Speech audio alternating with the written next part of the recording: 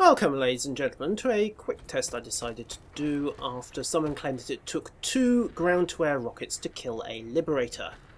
Here we have one Liberator, shortly to be reduced to its component parts for the cause.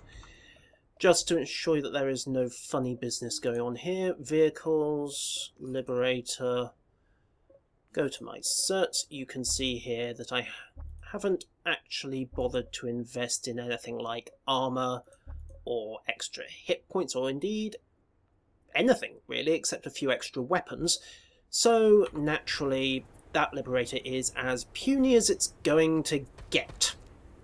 We also have one ML-7 missile launcher, Terran Republic standard issue dumbfire, best they ever made, so easy to use, even a Vanu could get it right. Again, we'll go into equipment, heavy assault, RPG loadout. The ML-7 doesn't actually come with any options, but you'll note that this is as high a damage rocket launcher as you can get. It has that extra notch. So, this ought to be a 2-shot kill. Right. Batter up.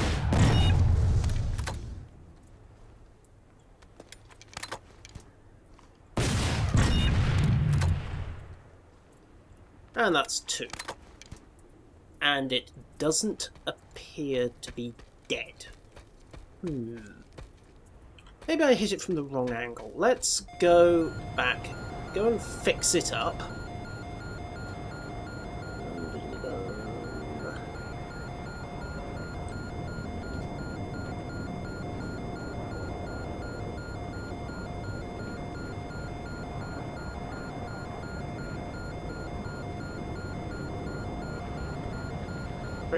Break. There we go. Flare nicely and settle. Done. Right.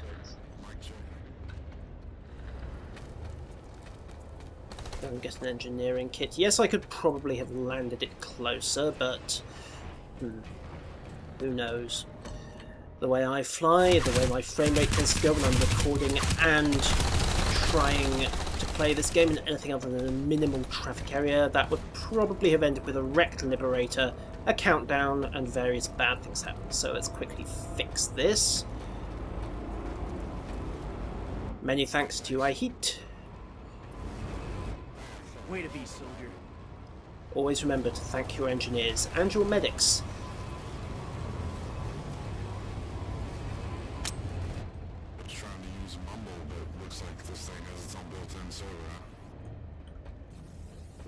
Okay, right, so that's that done.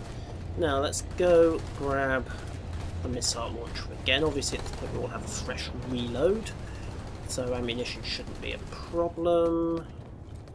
Knife back in, thank you, heavy assault. And since turning the pilot section into chunky salsa, along with obviously if I'd been in there the pilot, didn't work too well, let's see what happens if we go with trying to stuff it up the back side. Right, round we go, find somewhere nice, quite another way. You'll notice that I'm deliberately doing this outside the warp gate, just so the protective field doesn't interfere there. Decelerate, decelerate, decelerate, drop into flares, and there we go. Wreck the suspension a little, but who cares? Right, rocket launcher. Now then, straight up the Zephyr. Yeah, that just sounds suitably wrong, doesn't it? Fire. Okay, that doesn't quite seem to have been half damage. Fire again. Nope, that appears to have had absolutely no bearing whatsoever. I don't know who's claiming you need 2 ground-to-air rockets, well, ground-to-dumbfire rockets, or rather, to kill one of these things, but apparently that's not the case. Right. Actually, on the subject of ground-to-air rockets, you suspect those would be better at the job, wouldn't you? Come on, turn this thing around. There we go. Okay, let's go fix it up again. You know what, I could just park the Liberator over here. go. Oh.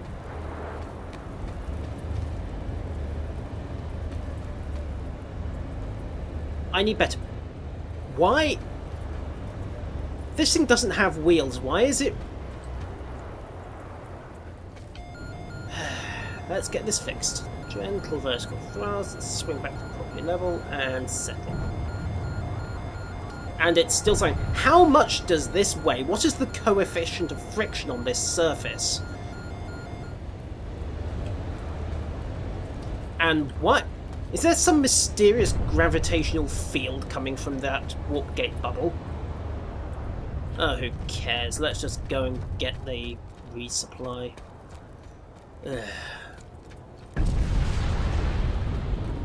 I've no idea what they're doing, and I don't care. Engineer, about face.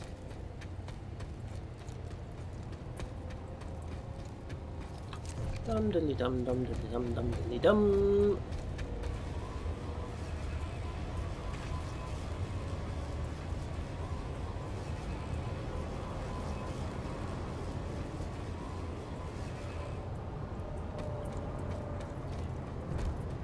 You know, normally when the wing is dug in, it tends to prevent the aircraft moving.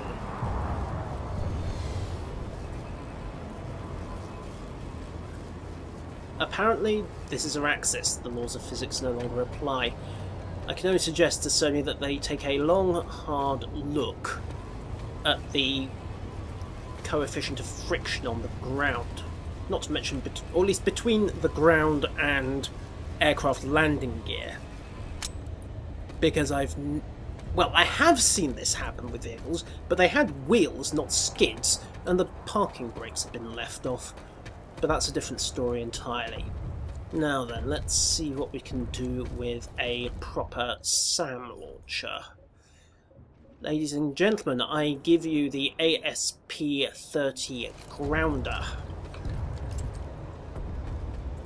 Right, let's be careful and actually get this thing properly out of the warp field bubble. Okay, this is going quite badly. Yeah. Well, let's just see if it'll work anyway. Take aim, of course it won't lock. Actually, that's not a problem. You must be kidding me.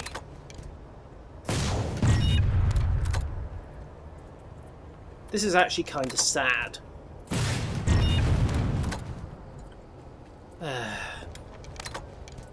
I'd love to think that this was because of the warp gate bubble, but I've seen that kind of behaviour in normal vehicles as well. Right, let's see it.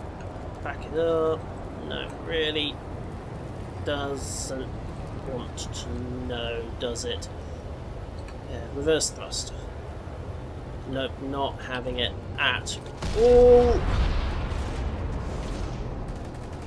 And so, ladies and gentlemen, having established pilot error as the first viable cause of Liberator death, I am going to leave it here, at least until my cooldown runs out. I'll see you again soon.